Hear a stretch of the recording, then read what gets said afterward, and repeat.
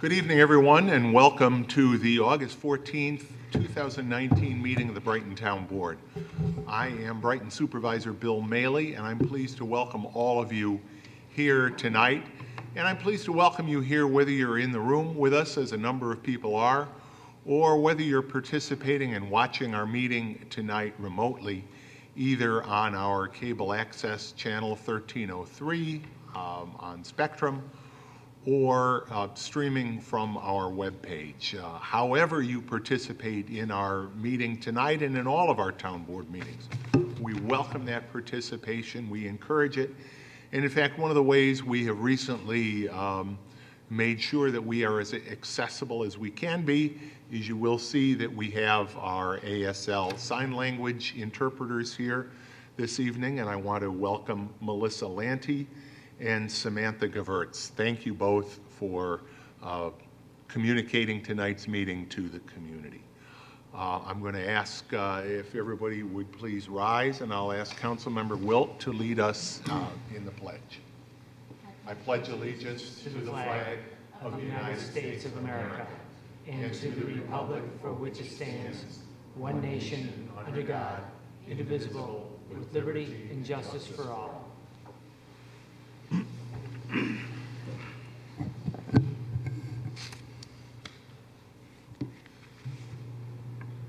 Thank you, Robin. Welcome. And we're going to start our meeting in a moment. We'll get to our open forum, but we are going to start with a proclamation, and I'm going to ask Josna Panuri and other representatives representing the Indian Community Center to please come and join me at the podium. We have a proclamation tonight.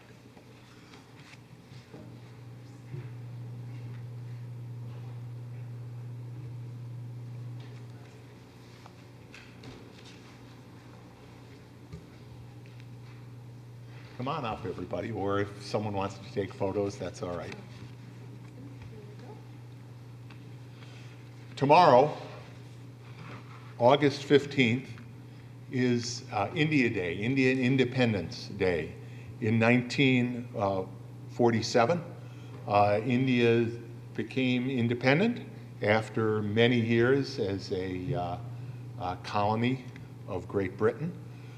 We have a significant community here in Brighton as well as throughout the Rochester area, as evidenced by the thriving activities of the India Community Center. So we are going to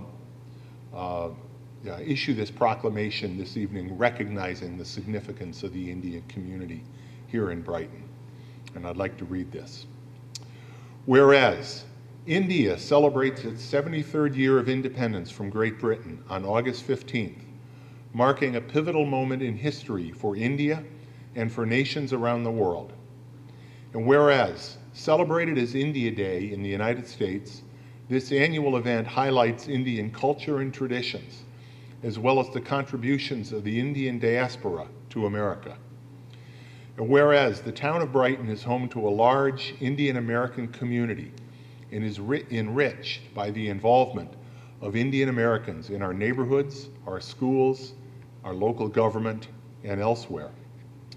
Whereas for more than 3 decades, the India Community Center has played an important role locally in preserving and promoting Indian culture and heritage and uniting the greater Rochester Indian community.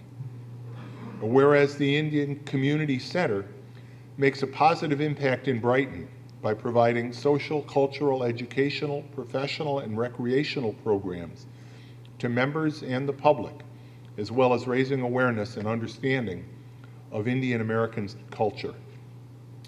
And whereas India Day is a festive time to celebrate and share Indian culture, broaden people's experiences, and demonstrate how diversity and inclusion enrich the fabric of this community. Now therefore, be it proclaimed that I, William W. Maley, Brighton Town Supervisor, and members of our Town Council, do hereby proclaim and recognize August 15th as India Day in the town of Brighton. Celebrate the fact that the town of Brighton is built on diversity and the idealism of inclusion and acceptance.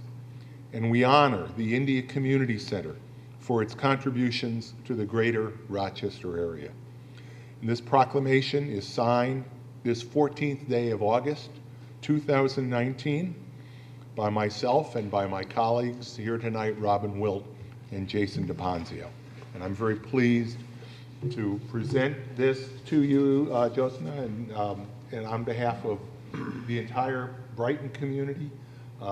We celebrate with the Indian Community Center and with the Indian community your independence. I would note, you know, this proclamation didn't talk about sports, but just in the past week, I've had the opportunity, one, to, as we do each year in the town of Brighton, watch the annual Rustic Cricket Tournament, which is each year held in close to the time of Indian Independence Day. It was last weekend. There were 21 men's teams, and I'm not sure how many women's teams, but they both compete. And it's a wonderful event every year. And I also had the pleasure of being at Frontier Field at the ballpark for another traditional Indian game, baseball. Well, maybe I got that part a little wrong, but it was great to see so many people from the Indian community there for the ball game. And we had a chance to talk. Sanjay, we had a chance to talk, and it was a wonderful evening. So I'll present this to you. Maybe we can, here, let's get a picture.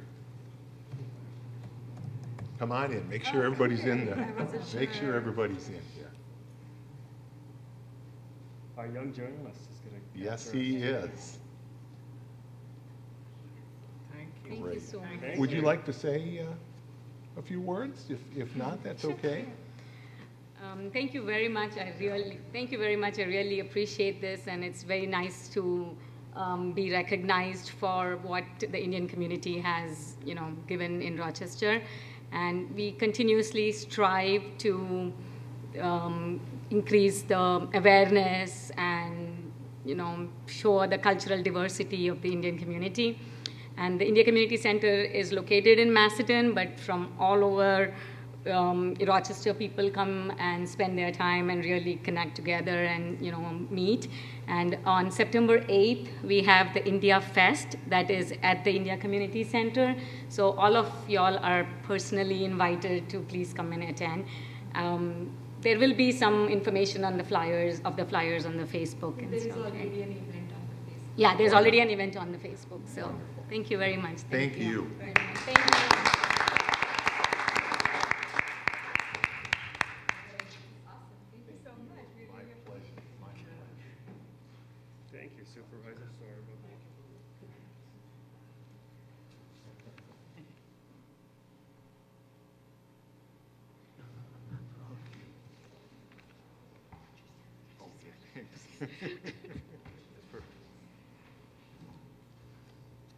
And I believe that Chief Mark Henderson also has a recognition tonight.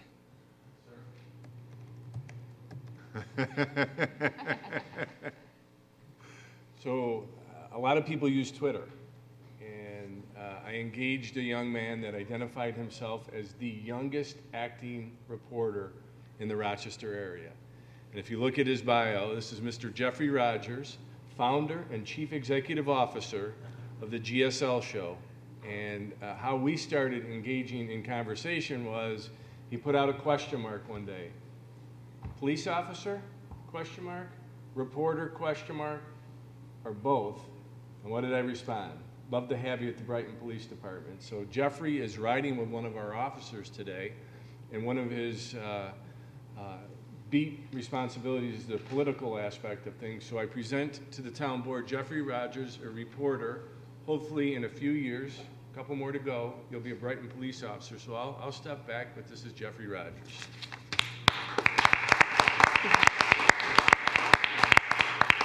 Hello everyone, how you doing? doing today. My name is Jeffrey Rogers, youngest journalist in the Rochester area. I cover crime to homicides to, the Lilac Festival. I do it all. And it's an honor to be here today. It's definitely an honor to, grow my company. And I've been doing this since I was 12, after witnessing death I used to live in a high crime rated area in Rochester, New York. I moved out the area recently in December, and I started growing and going to Webster and Brighton and started contacting others. And it's a pleasure to be here. It's definitely a pleasure. Thank you to this officer, but I forgot what's your name again? I forgot your name. Julio, aren't you? Officer Julio, he's definitely with the AC blasting in his car. I definitely had to say it's a good ride along. It definitely a good ride along. I'm happy to be here today. So thank you so much, Chief, for that. Definitely thank you for reaching out to me as well. Okay, Jeffrey, nice seeing you.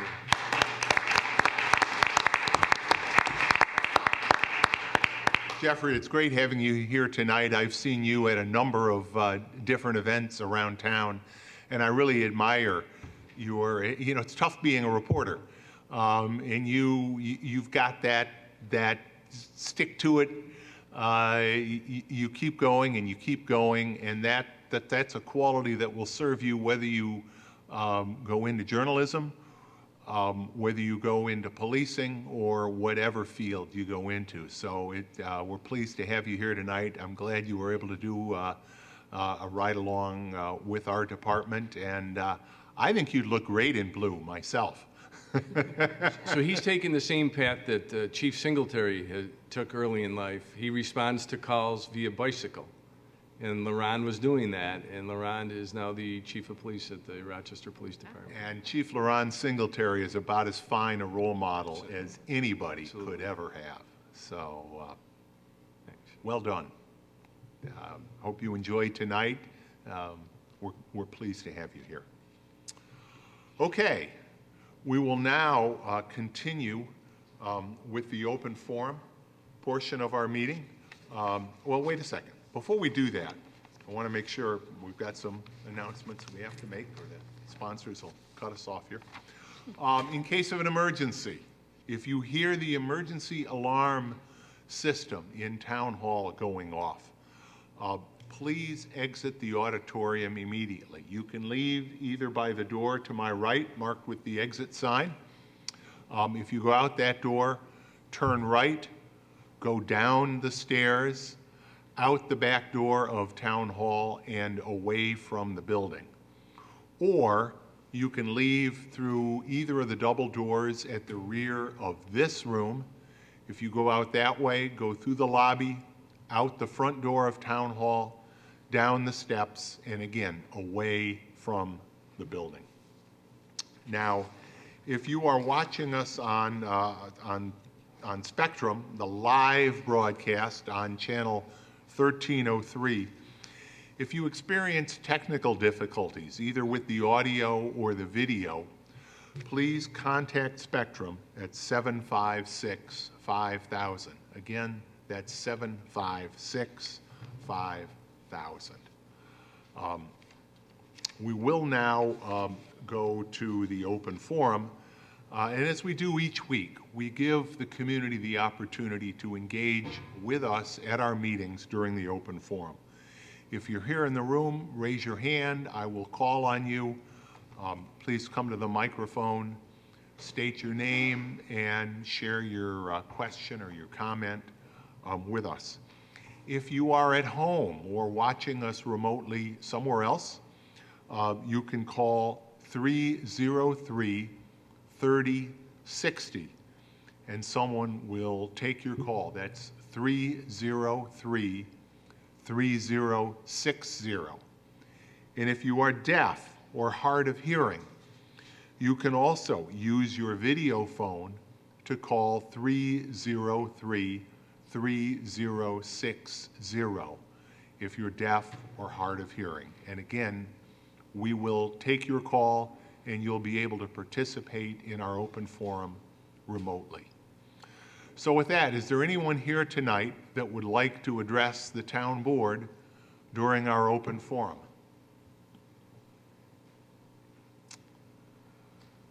Since I do not see anybody and I don't hear the phone ringing, We will continue on with the agenda, but if someone does try to get through to us, we'll go ahead with that.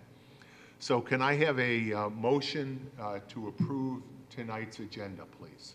So moved. Second. Any discussion? David, please call the roll. Council members DePonzio. Aye. Wilt. Aye. Supervisor Mealy. Aye. And can I have a motion to approve and file the meeting minutes for the town board meetings held on July 10 and July 24th, 2019? So moved. Second. Any discussion on either of those? Hearing none, Dan, please, nope, that is not Dan. David, I knew I wasn't going to be able to get through this. Dave Marcus, please call the roll. All good. Council members DePonzio. Aye. Wilt. Aye. Supervisor Mealy. Aye, I do want to note our deputy clerk, Dave Marcus, is filling in for town clerk Dan Amon tonight. Communications, can I have a motion to receive and file communications in the packet this evening? So moved. Second. We have two items of communication. One is the kind we're never really happy to get, although there's always some, bittersweet as we wish our people well. But we have correspondence from Chief Henderson, along with communication from Brighton Police Officer Brad Steve, who will be retiring from the force. And we appreciate his years of service and wish him the very best going forward. Mark? His last day is next Friday. We'll acknowledge the contributions he's made. Been a long time officer, and he's moving on to his next chapter. Yep. I just engaged with him recently at an incident that we had off Elmwood Avenue here that he was instrumental in, and as always, he was engaged there with the people involved, and so we will miss Brad very much. We also have communication from Jason and Anna Brightful discussing issues with pavement and potholes on some streets in the Evans Farm neighborhood. And I would note that I know our highway department has been out. They've been working on potholes, not just in that neighborhood, but throughout the community. So we do encourage people to call in with those. They have also and continue to do road work on various streets in town, whether it's chip sealing or actual paving of roads. I know right now they're out on Havens, and they've been doing work on Village Lane, getting ready to fully repave that. They've put in gutters. And I know, Mike, you're going out to, walk the Evans Farm neighborhood with the leadership of the neighborhood association. And, Be out there on the 22nd. good. So thank you for that. Thank you to the Brightfuls for reaching out to us. So we have that motion that's been seconded to receive and file those items of communication. Any further discussion? Hearing none. David, please call the roll. Council members DePonzio. Aye. Wilt. Aye. Supervisor Mealy. Aye. Committee reports. Robin, Community Services. Thanks, Bill. The Community Services Committee has not met in the intervening time frame since the last town board meeting.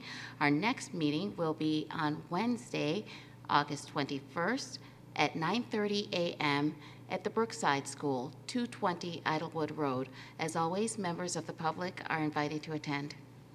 Thank you. Finance Administrative Services. Jason. Yes, the Finance and Administrative Services Committee met last Wednesday, August 7th. Each of the items that we reviewed in committee appear on tonight's agenda and will be discussed and voted on at this town board meeting. In addition, we also discussed our budget workshop schedule. The first one was held tonight, Wednesday, August 14th. The next one will be held next week, Wednesday, August 21st, at 4:00 p.m. At these budget workshops, each department has the opportunity to present their operating budget as proposed for next year. In addition, the tax cap calculation under which we need to operate in developing our budget was also presented.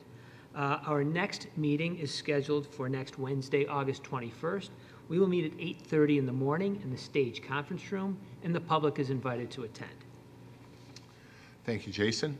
Public safety. Thanks, Bill. I'll be reporting in on the Public Safety Committee, which met yesterday, Tuesday, August 13th, at 8 a.m. in the downstairs conference room at Town Hall. Among the items we discussed were in open forum, we had several residents from the Dale Road community address the committee about posted no parking signage along Dale Road. We had mixed requests for removal and maintenance of the posted signage. Chief Henderson and Commissioner Guyon are going to review town code and the vehicle traffic law against the posted signage for reconciliation with the 2005 Town Board no parking legislation. Chief Henderson also suggested that residents participate in a mediation or several mediation sessions with the Center for Dispute Settlement in order to address the underlying neighborhood concerns. We did have a signature sheet submitted from area residents in support of no parking signage being removed, as the cul-de-sac does not provide public access to Corbett's Glen any longer. Brighton Fire had 1,343 calls year to date. We're down about 216 calls for service from 2018. In our Department of Public Works, paving and chip sealing continues. We mentioned a couple of areas that are being addressed right now. With our Brighton Police, we're welcoming 2 recruits from the academy. They do have a proposed Labor Day graduation date, and then field training will begin with the police department. City of Rochester had 411 calls year to date and 79 calls in July, which was up a little bit. And we had no report from the town council. In other matters, we did discuss enforcement of park rules at Corbett's Glen. Chief Henderson commented that parking signage is now correct, and enforcement action and directed foot patrols staffing allows continues in that area. We had a very successful traffic safety enforcement on Browncroft Boulevard. Chief Henderson reported that Captain Desane organized a commercial vehicle inspection detail working with New York State Police and MCSD on enforcement and monitoring of speed and heavy vehicle traffic along Browncroft Boulevard. And that concludes the items that we discussed during the committee meeting. Our next meeting will be on Tuesday, September 10th, 2019, in the lower conference room at 8 a.m. As always, members of the public are invited to attend. Thanks, Robin. We talked about, well, let me have the chief. Robin, you went over what we discussed. I know there are some residents here from Dale Road. I do have clarification from council on what constitutes parking. One of my concerns that I raised at the meeting yesterday, and I'm raising it in a public forum today, is that the fact of loading and unloading passengers, or in particular children, from a vehicle to a daycare is not a violation of our parking ordinances. I have conferred with council. We did so just prior to the meeting. A temporary stopping of a vehicle to allow discharge and allow entry into the vehicle. I will be directing my staff not to issue traffic tickets for parking in and around that area. And I will be communicating and coming back out to the neighborhood in person. Hope to do so by tomorrow. Thanks, Mark. And sort of and following up on the discussion of Browncroft, the department has also been engaged in enforcement, particularly on Elmwood. And with school starting soon, I know. So we'll be launching our pedestrian safety initiative. Last week we were able to put out 2 motorcycles.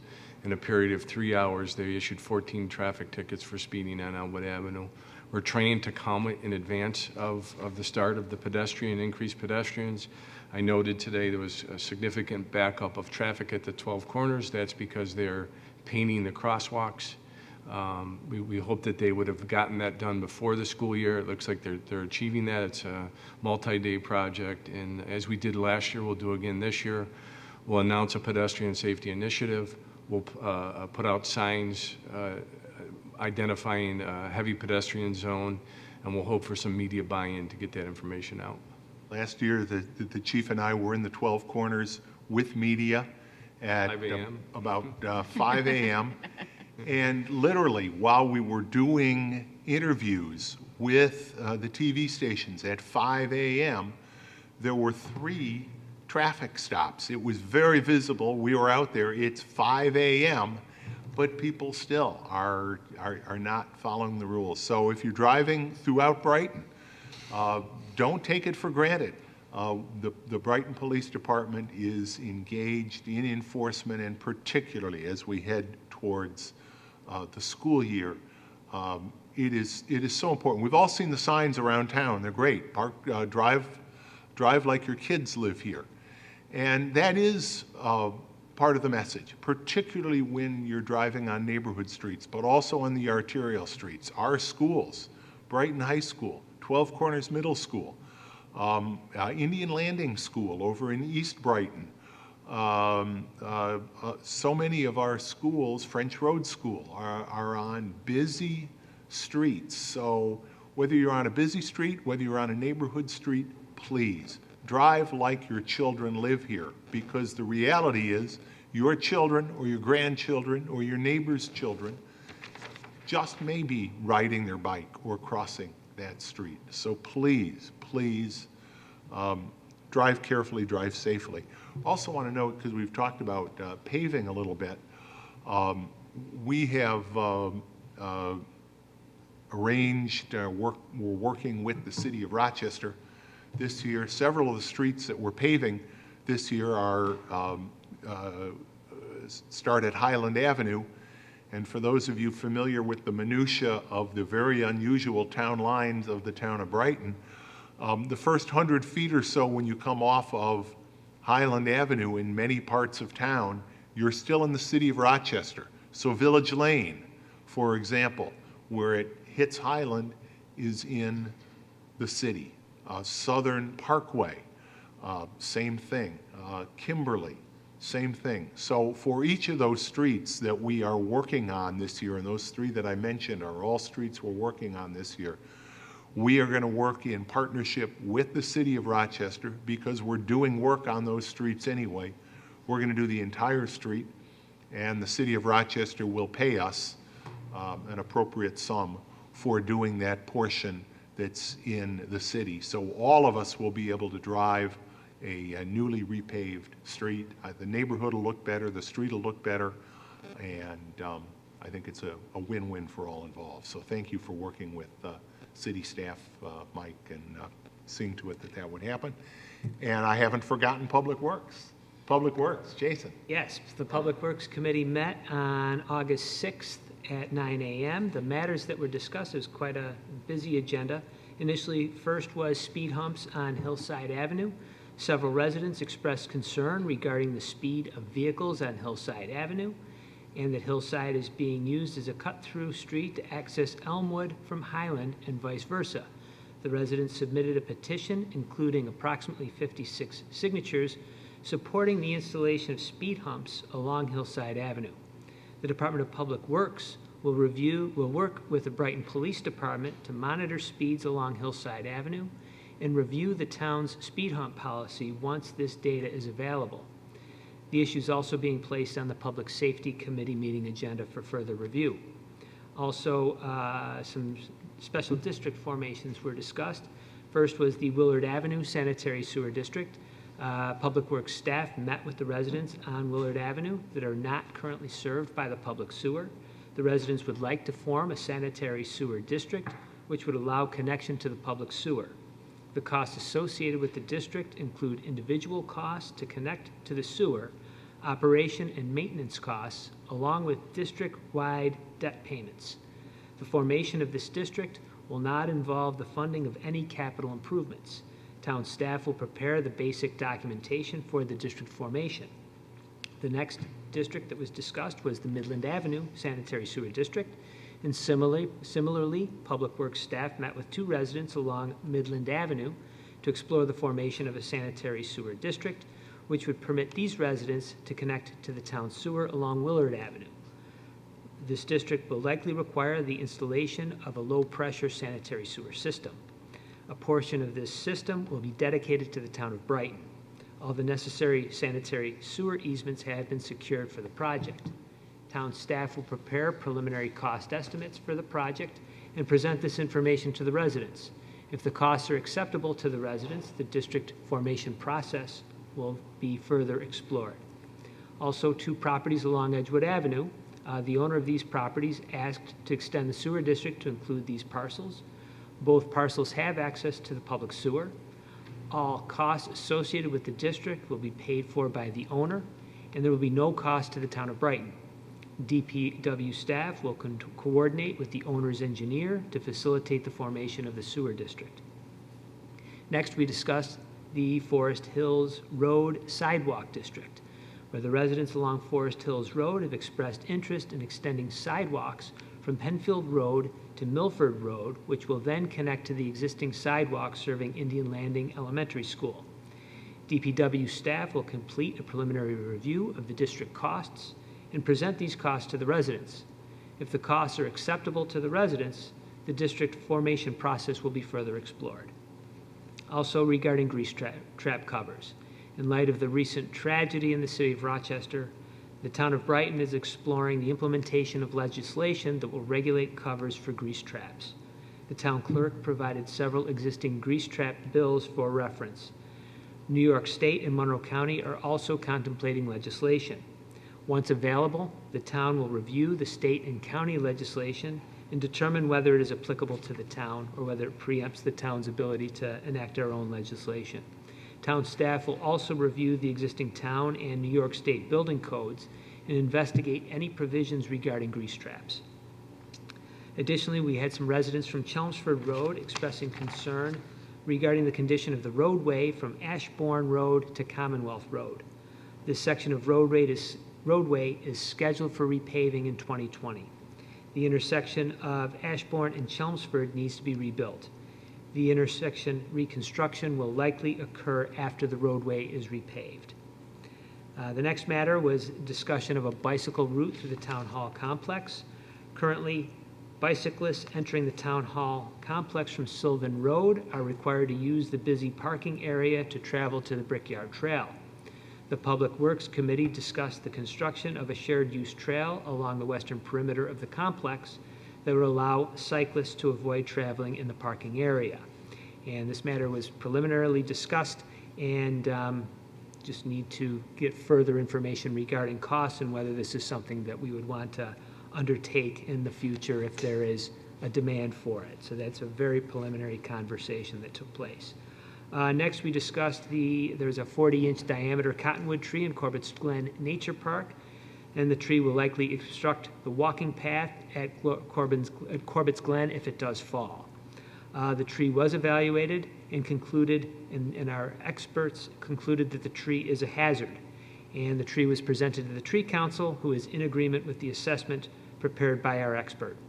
Since this is a significant tree, the town board is required a public hearing to seek comments regarding its removal. And that'll be scheduled in the future. Our next meeting will be held on Tuesday, September 3rd, and we meet at 9 o'clock in the morning in the lower level community meeting room here at Town Hall, and the public is invited to attend. Thanks, Jason. Tonight, as we do every town board meeting, our 4 town board committees, which cover really the range of subjects that come before the town board, all report. And as you could hear, quite a list, particularly there, Jason, on the Public Works Committee. And we do appreciate the engagement from the community on that. I have to note, and Jason alluded to it on a couple of matters, The expense of some of these items can be very significant. Sidewalk construction is a very expensive proposition, and some of the other services. So while we look at these opportunities, we also have to balance them off with the cost. We know that taxes are a concern for our residents. We're in the middle of the budget development process right now. I'll speak a little bit more about that later. But I think it's important that we have these conversations and we talk about potential enhancements for the community, but that we also discuss very honestly, as we try to do with our residents, what these projects will cost and how they will be paid for, because in many cases, they are paid for by the residents themselves through the special district or a similar process. So thank you both for those thorough reports. We will move on now to new business. And Jason, the reading and approval of claims. Yes, earlier today, I reviewed claims totaling $520,427.05. Notable claims include to Concrete Applied Technologies Corp. in the amount of $105,634.72, representing payment for the ongoing construction of the Highland Crossing Trail as per the board-approved contract. Also to Hines Concrete Contractors in the amount of $81,283.41, representing payment for the updating and installation of concrete gutters, which was included in our 2019 CIP for Village Lane. Also to Iroquois Rock Products in the amount of $83,277.12, representing payments for asphalt for ongoing paving program through the town, especially this summer. Also to Treetop Products Incorporated in the amount of $3,633.41 for the purchase of portable speed humps for traffic control initiative. Finally, to Elsana Entertainment Incorporated in the amount of $695, representing the rental for the video game truck that was quite a hit at this year's 4th of July celebration. It was. The claims all appear to be in order, and I move that they be approved. Second. Discussion on any of those? Hearing none. David, please call the roll. Councilmembers DePonzio. Aye. Wilt. Aye. Supervisor Mailey. Sorry. Yeah, see, it's not just me. It's contagious. It's contagious, Bill. It's contagious. Supervisor Mailey. Aye. Robin, the next resolution, please. Thanks, Bill. On the matter regarding an authorization to solicit a request for qualifications, or RFQ, for consulting services related to updating wireless telecommunications and small cell regulations, I move that we adopt the resolution as prepared by the attorney to the town. Second. You may have heard about 5G technology. You've all heard about 4G technology. 5G is just beginning to be rolled out by the major telecom carriers, and the system is quite different than the existing 3G and 4G systems, in particular because the transmission relies on line of sight transmission. It's going to be important that the towers not necessarily be as tall as the existing large cell towers that we've all seen, but that they're likely to be much closer together, and we won't have the luxury of keeping them along commercial corridors.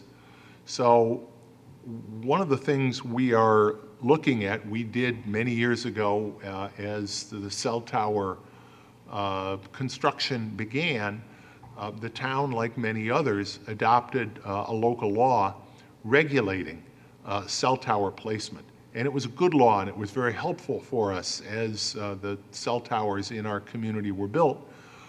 But given the significant differences in this technology, plus some new federal legislation that frankly is very one-sided in terms of the restrictions that it puts on municipalities in carrying out the wishes of our people in terms of placement of towers, we want to update our law and make sure we're working with experts in the field to get a wireless communications law that meets current 5G standards. So that's what we're going to be doing with this.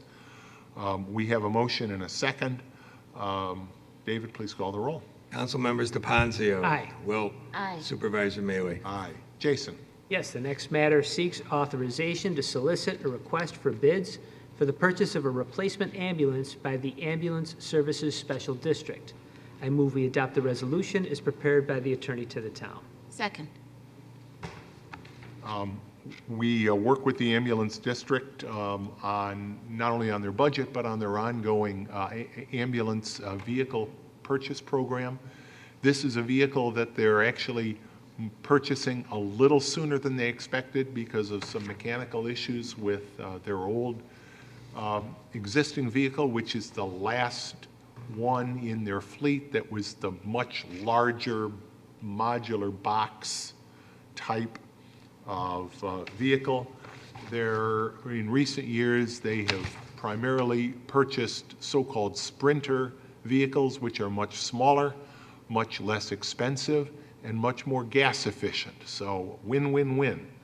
But because of the mechanical issues with that old vehicle, we've worked with them to move up this project.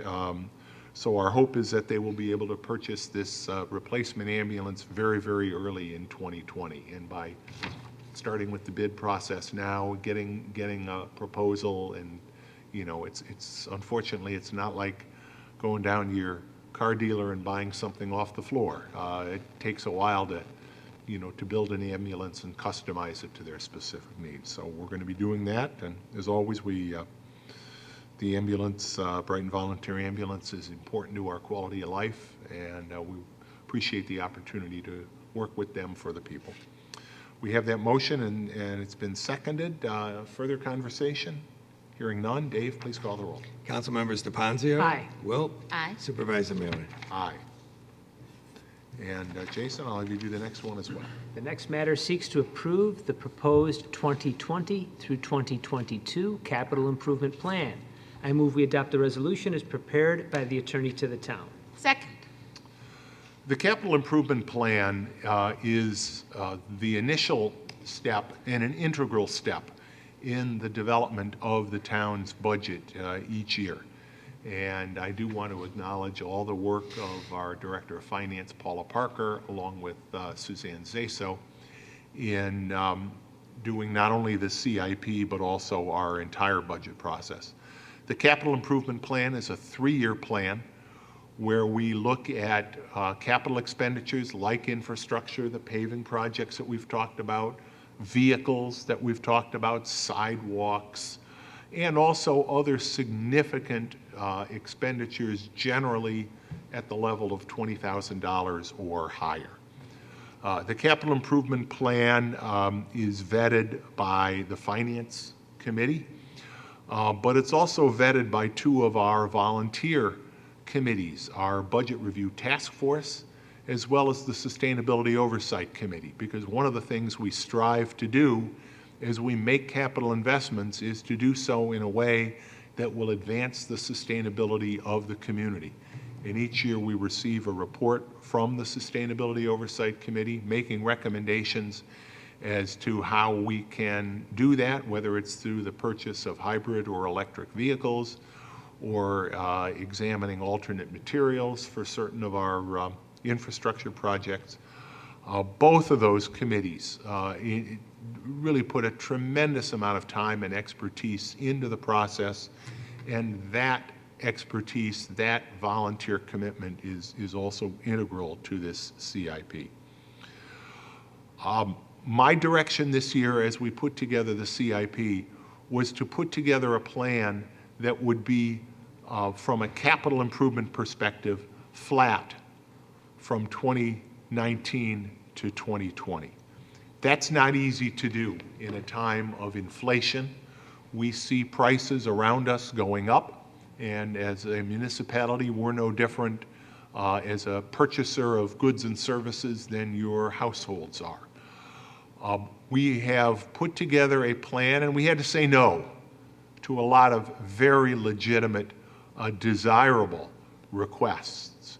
We also had to make some of the requests conditioned upon getting grant money or other third-party support.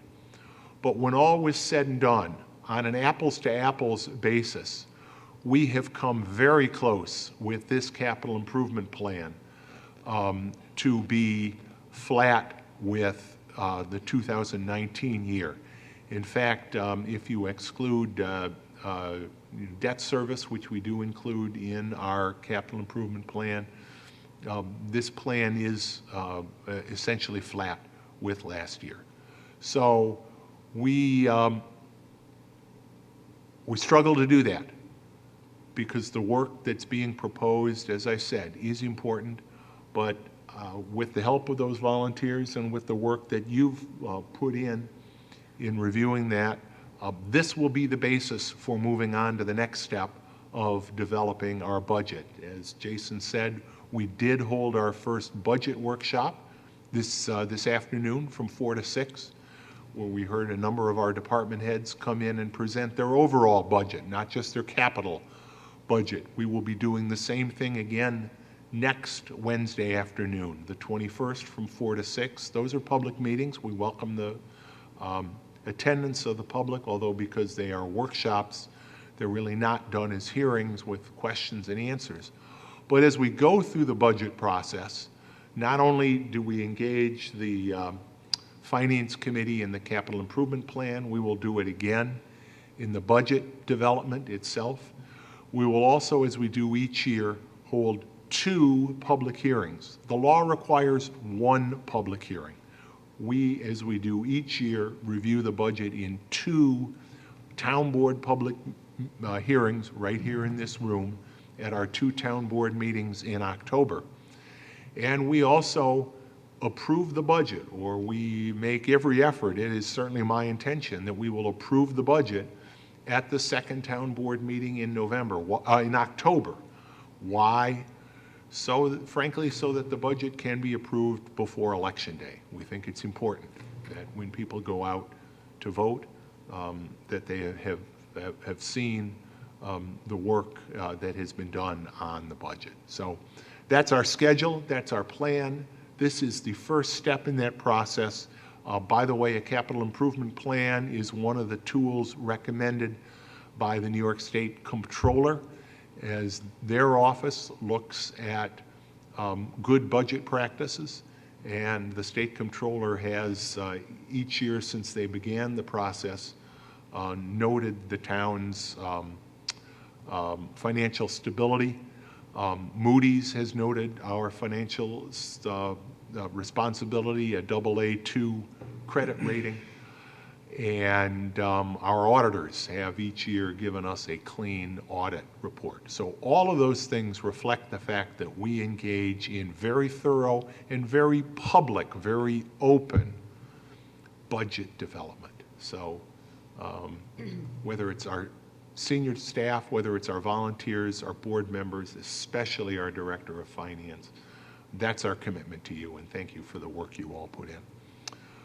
So we have a motion and a second to approve that capital improvement plan. Any further comments? Hearing none, David, please call the roll. Council members DePonzio. Aye. Wilt. Aye. Supervisor Maley. Aye. Robin? Thanks, Bill. The next matter seeks to authorize the supervisor to execute a contract with Cyrnus Vending Service for the placement of 2 vending machines in Town Hall. I move that we adopt the resolution as prepared by the attorney to the town. Second. Some people I know very well will be very glad to have Dr. Pepper back in a vending machine here in town. We have that motion in a second. They will be paying us $250 per year to have those vending machines. Further comment? Hearing none, Dave, please call the roll. Council members DePonzio. Aye. Wilt. Aye. Supervisor Maley. Aye.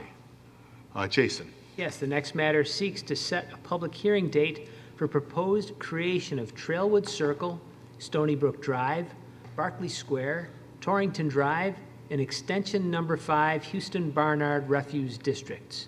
I move we adopt the resolution as prepared by the attorney to the town. Second. We will hold this public hearing at the next meeting. I anticipate we will also hold a public hearing on the meeting after that to continue the discussion of these, and then we will take action, yay or nay, on approving these refuse districts in time for them to be included on the tax rolls for 2020. So we have a motion and a second. If there's no further discussion, David, please call the roll. Council members DePonzio. Aye. Wilt. Aye. Supervisor Mealy. Aye. Robin? Thanks, Bill. The next matter seeks the appointment of 3 people to the Inclusion, Diversity, and Equity Advisory Board. I move that we adopt the resolution as prepared by the attorney to the town. Second. Thank you. And I am very pleased that we had the opportunity to add these 3 people. We had 3 people who had originally planned to serve and for different reasons are no longer able to do so. But these are 3 individuals who will really bring a lot to the group, and we're glad to have Rashid Muhammad, Manish Dixit, and Helen Jones. Yes, how can I, Helen? I apologize. So they bring, each one of them brings some great experience, life experience, diversity experience to the group, and I'm pleased to have them. So we have motion and a second. Dave, please call the roll. Council members DePonzio. Aye. Wilt. Aye. Supervisor Mealy. Aye. And continuing along those lines in matters of the supervisor, I do want to announce to the community that with the participation of Rashid, Manish, and Helen, in the anticipation that they would be appointed tonight, the IDEA Board met last week with our consultant and with members of the town board. It was a good meeting. It was a meeting that went a little longer than we had hoped, and that made it a little tough on some people, and we're going to try very hard to be as mindful of people's time as they can. But frankly, these are such important matters. It's going to take time. It's going to take effort, and we have people on this committee who are committed to doing that. We believe, as I have said many times, diversity in Brighton is one of our great community strengths.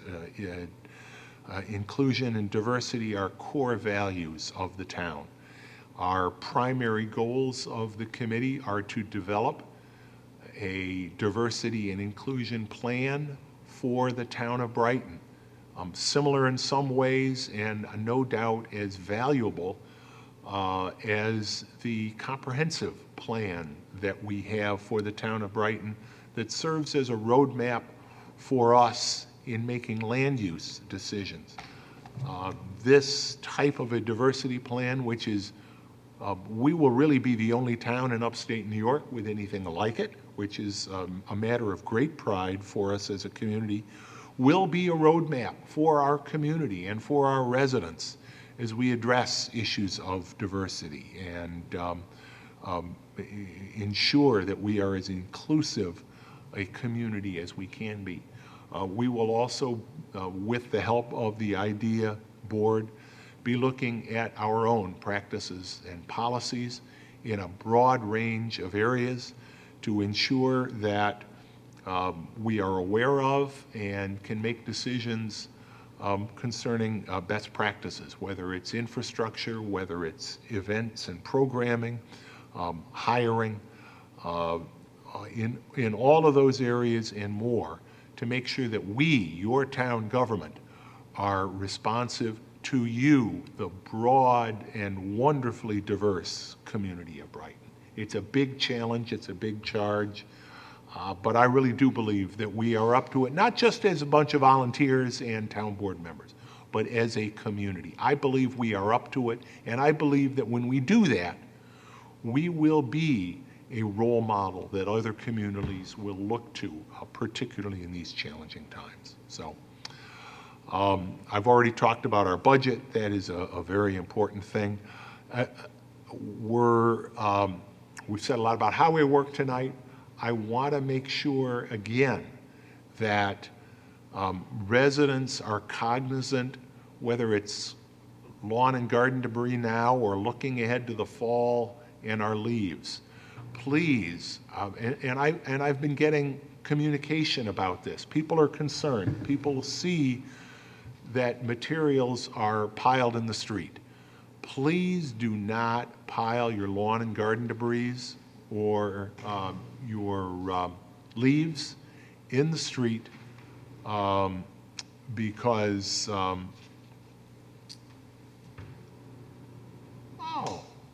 you're right. We didn't vote on that last resolution. We didn't vote to appoint Helen, Manish, and Rashid, or at least that's what I'm being told. So We're happy to do it again. I Let's thought do we it did, again, but just to all right, make no sure. problem. Council members, Yeah. go- I didn't hear it, I'm all sorry. right, Oh. My error. okay. In any event, please, don't put your debris, don't put your leaves in the street, put them on your lawn. Our crews will pick them up. Containerize them if at all possible. Please containerize in either trash cans, the brown paper bags that you can buy at hardware and home stores.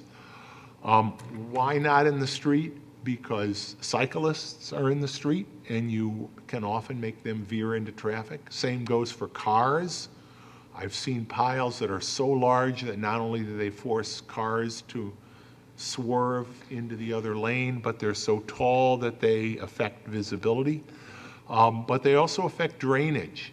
They can drain into our storm drains, requiring us to clear them out and sometimes causing neighborhood ponding and flooding. So please, again, it's the law. Pile your debris, pile your leaves on your front lawn or on the tree lawn between your sidewalk and the street. If you have a sidewalk in front of your house, do not put them in the street. We will issue warnings, and if necessary, we will ticket you. That's how seriously we take it. Matters of the attorney to the town. I have none and will cause no further trouble. Well, we noted. if we can hold you to that. Matters of the deputy town clerk. I have none. Will cause no further trouble to the town attorney. Matters of the town board. I have a few recreation announcements. Great. I want to let everyone know that our summer programs are wrapping up, but there is still opportunity for some last-minute fun with the Brighton Recreation Department. As always, registrations are ongoing and spaces are filled on a first-come, first-served basis, so do check out all of the remaining available options for your entire family in our summer brochure. That being said, our fall programming brochures are now available. You should have received one in your mailbox. Registration for our fall programming starts September 3rd for Brighton residents and September 10th for non-residents. So please do check out all of our terrific offerings this fall. And I want to highlight one offering, our Brighton Recreation After School program. You can register now for the 2019 through 2020 school year. The Brighton Rec offers one of the only fully flexible after-school programs in the area for children attending Brighton schools in grades 1 through 5. There is no membership required, and you pay only for the days that you actually attend. We're registered with the New York State Office of Children and Family Services and have high staff to children ratios to ensure a safe and fun program for your child. So please do check us out on the website. That's www.townofbrighton.org/rec, or stop into our rec department at 220 Idlewood Road for more information. Want to put out a reminder for residents or for the community to join us at our Brighton Farmers Market. And we do have a broad intersection of the community joining us every Sunday from 9 a.m. to 1 p.m. at the Brighton High School parking lot. We're really excited for this outdoor season. And we did just wrap up our Bands at Buckland Summer Concert Series. The concerts are now over for the summer, but we do want to thank everyone who supported and attended each Tuesday. Finally, I want to highlight our BriPen Senior Rides. It's a program sponsored by Lifespan that offers senior citizens living in Brighton or Penfield rides to medical appointments, religious services, and either town's recreation centers. Volunteers drivers are always needed for this critical service. To find out more about the program or to become a volunteer driver, please do call 585-340-8674. Thanks so much. Thank you, Robin. Jason? I have nothing. All right. Can I have a motion to go into executive session to discuss several matters of litigation? So moved. Second. David, please call the roll. Council members DePonzio. Aye. Will. Aye. Supervisor Mealy. Aye. I do not anticipate we will be coming out after the executive session. So just want to remind everybody, our next town board meeting will be August 28th at 7 p.m., again, right here in this building. Have a wonderful evening, everybody.